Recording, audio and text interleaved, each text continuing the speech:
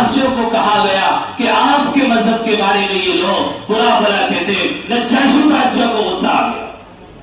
تم شروع تو ہونا ہی تھا۔ آج کل ہمارے غیر مسلم بھائی بھی مسلمانوں کے بارے میں ذرا سی بات سنتے بس فوراً جذبات کا شکار ہو جاتے ہیں۔ مسلمان بھی سنتے جذبات کا شکار، پتہ ہی نہیں کرتے، تحقیق ہی نہیں کرتے کہ معاملہ کیا تھا۔ یہی کچھ ہو رہا ہے کہ نہیں ہو رہا؟ خیر، حضرت جعفر ابن طیار رضی اللہ تعالیٰ عنہ اور آپ کے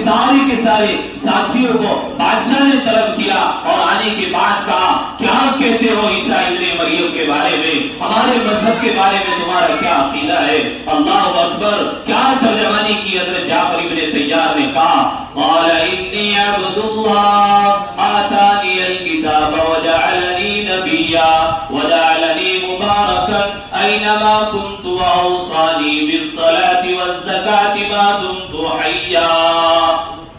کہ میں تو وہی کہتا ہوں جو اللہ کی کتاب میں کہا گیا، ہمارے پیغمبر نے ہمیں بتایا، حضرت عیسیٰ علیہ السلام اللہ کے برگزیدہ بندے پیغمبر اور رسول تھے، اللہ نے ان کو کتاب عطا فرمائی تھی اور وہ دونوں کے بعد نبی اور رسول بنا کر کے بھیجے گئے تھے۔ اللہ،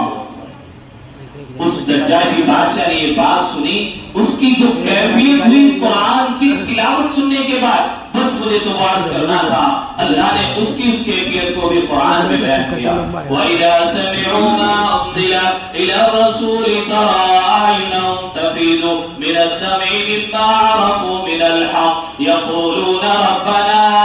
آمَنَّا فَاكْتُبْنَا مَعَ الشَّاهِدِينَ۔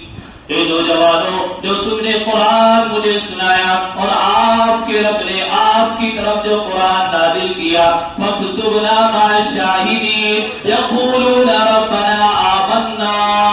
میں اس رب پر ایمان لایا اور میں گواہی دیتا ہوں جو کتاب تمہارے اوپر تمہارے اللہ نے تمہارے پیغمبر پر نازل کی وہ بالکل سچی ہے اور برحق ہے۔ نجاشی بادشاہ کلمہ پڑھ کر مسلمان ہو گیا، قرآن کی تلاوت سنی صحابہ سے، بدن کے اوپر رقت طاری ہو گئی، مما عرفوا من الحق، لرزہ طاری ہو گیا، آنکھوں سے اس کے آنسو جاری ہو گئے اور گواہی دینے لگا، میں ایک خدا کو مانتا ہوں اور اس کتاب کی گواہی دیتا ہوں کہ باقیتاً یہ اللہ تعالیٰ کی کتاب ہے۔ اس لیے میرے بھائیو، بزرگوں اور دوستو، جب ایک عیسائی آدمی کی یہ کیفیت ہے قرآن سننے کے بعد، کاش ہم بھی اللہ کا قرآن اسی کیفیت کے ساتھ میں سنتے، اسی اہتمام کے ساتھ میں سنتے، تو شاید ہماری آنکھوں سے بھی آنسو جاری ہوتے اور ہمارے بدن کے اوپر بھی لرزہ طاری ہوتا۔ اللہ رب العزت مجھے آپ کو قرآن کے آداب کے ساتھ، اس کے اہتمام کے ساتھ، مستحبات کی رعایت رکھتے ہوئے قرآن کریم کو سننے کی، سمجھنے کی